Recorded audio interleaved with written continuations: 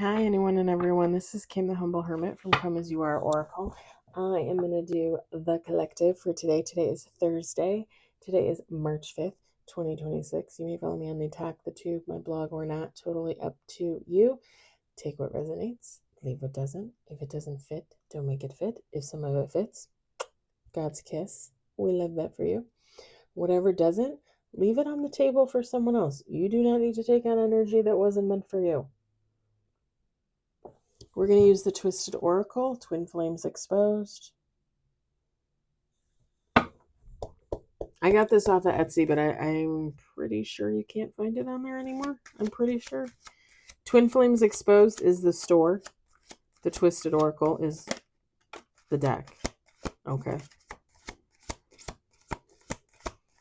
She was selling other stuff in her shop, like crystals and Palo Santos and sage and stuff like that, but I don't know if it's still there. I haven't looked in a while. We got 5 on the table. I just wanted I wanted a juicy reading. I figured what better way to do that than to use the juicy cards. All right.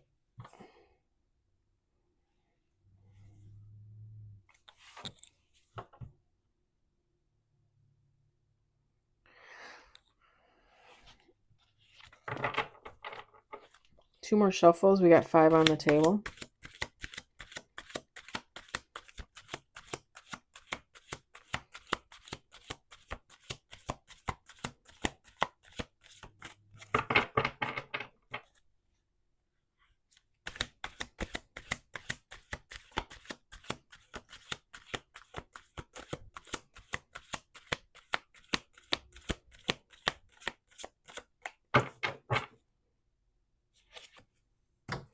Six with bottom of the deck. I'm going to set this in the corner because I don't have a box, just a little baggie. All right. Now don't get offended. This is very sexually explicit. Sex addiction? I don't know. It just makes me hungry. Like I mean, I understand what it's supposed to represent, but really it just makes me want to eat a banana and not anything else. I'm just saying. We got wish. Fake busy. GPS. Getting tarot readings. And then bottom of the deck is ashamed. Feminine, masculine, take how it resonates. I'm not gonna lie, I kind of feel bad. I made the little joke about the card because it's funny, but whoever this is, I kind of feel bad.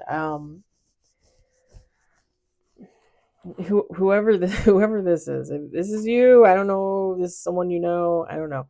Someone has issues with sex. Okay, it doesn't necessarily. I mean, you take how it resonates. Somebody could be addicted to the actual act of sex. Somebody could be addicted to porn. Somebody could be addicted to toys. Anything having to do with sex, you can be addicted to it. Dressing up, role play, whatever. I mean, someone's addicted to something having to do with sex. Whoever this person is, they wish that they could occupy themselves with something else, with this fake busy. Like they wish they were busy doing other things. Like they wish that there was something else that they could do to take their mind off of this. I mean, there is, right? Like logically there is. Like you could make time to do other things to take your mind off of that.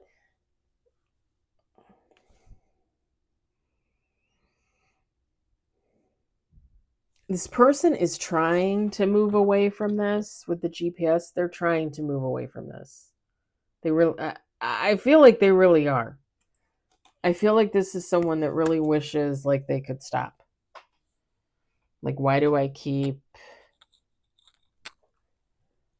going back to whatever this is? This is someone getting tarot readings, or if they're not getting actual tarot readings, like paying for readings, they might be watching them, like on YouTube, TikTok, Instagram, that kind of thing. to kind of see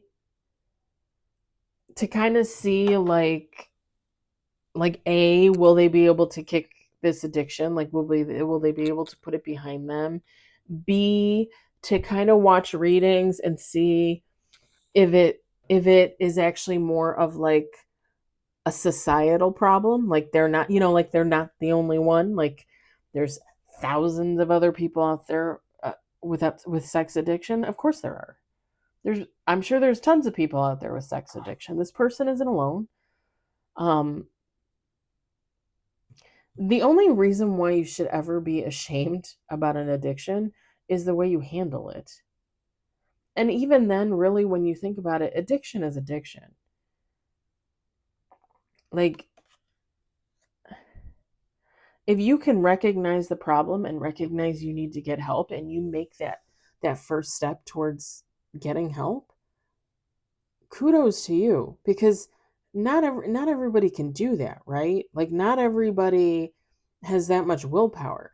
Some people will literally sit in their addictions for a lifetime. And now I'm not just talking about sex. I'm talking about, alcoholism, shopping, spending money, gambling.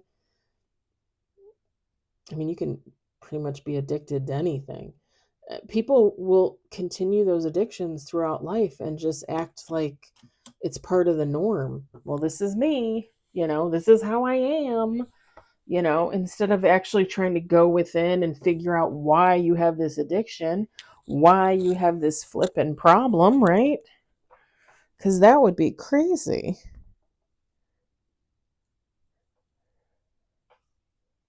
Ugh, my ankle's driving me nuts. Like, it hurts, it doesn't hurt.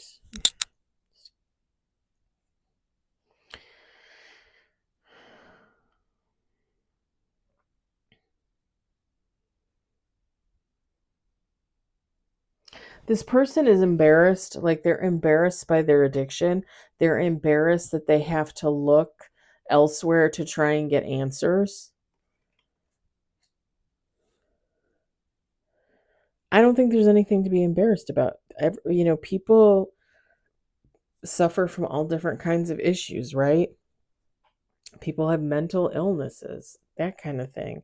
Like, that's nothing to be embarrassed about. Anything mental is nothing to be embarrassed about. I mean, think of the world we live in. Literally think of the world we live in.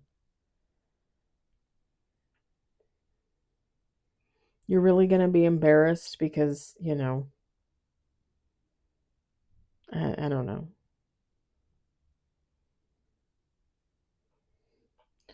I also think the more embarrassed you are, the more guilty you feel, the less likely you are to seek help, when really you should be seeking help, whether through like therapy, a group, like an AA type thing. Something is better than nothing. Even if you have friends that have gone through the same thing, advice, that kind of thing.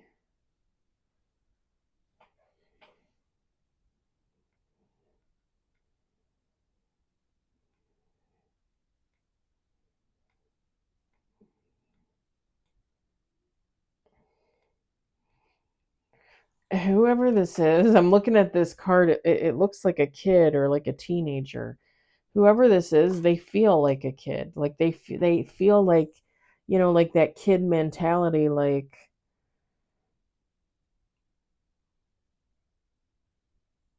I'm all alone. I don't have anybody to support me. Like I was never taught right. Like they have that scared kid mentality. Like I can't let anybody know. This is embarrassing.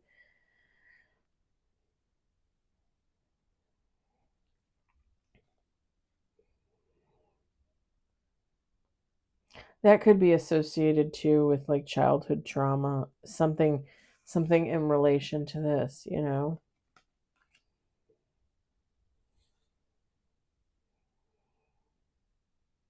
And you can become addicted to sex just on your own, but a lot of times people that witness things involving sex that you wouldn't normally witness, like as a child or a teenager, will often develop unhealthy regard for sex, unhealthy habits with sex. Like if you're, and I'm just going to get a little specific here, but this is just an example.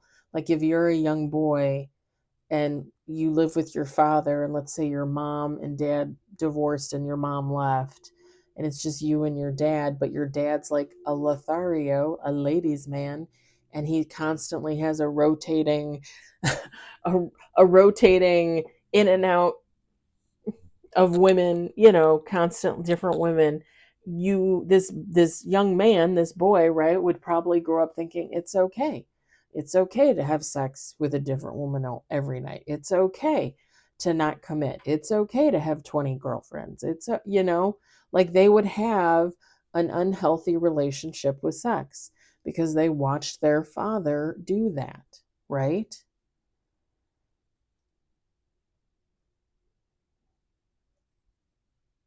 And you can argue morality and values, but at the end of the day, if you're not really hurting anybody, I mean, technically you're not doing anything wrong. If you're single and you're not married anymore, and you're not making any commitments, you can have a different woman or a different man every night. That's totally up to you.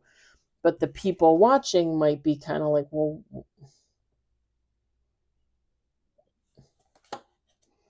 am I supposed to do that? Like your kid is watching and they're saying, is that what I'm supposed to do when I become a man?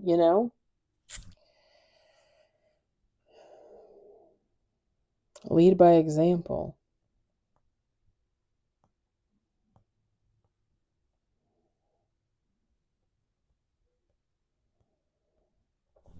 I think I'm going to leave it there. I know it's short and sweet, but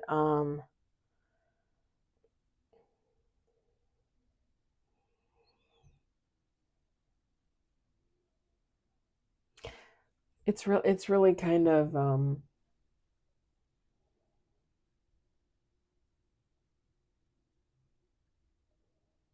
I don't want to say sad. It's kind of, I don't know. Like whoever this is, like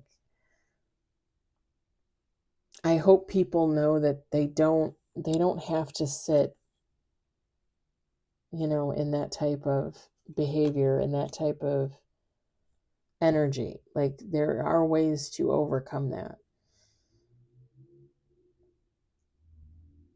I'm going to leave it there.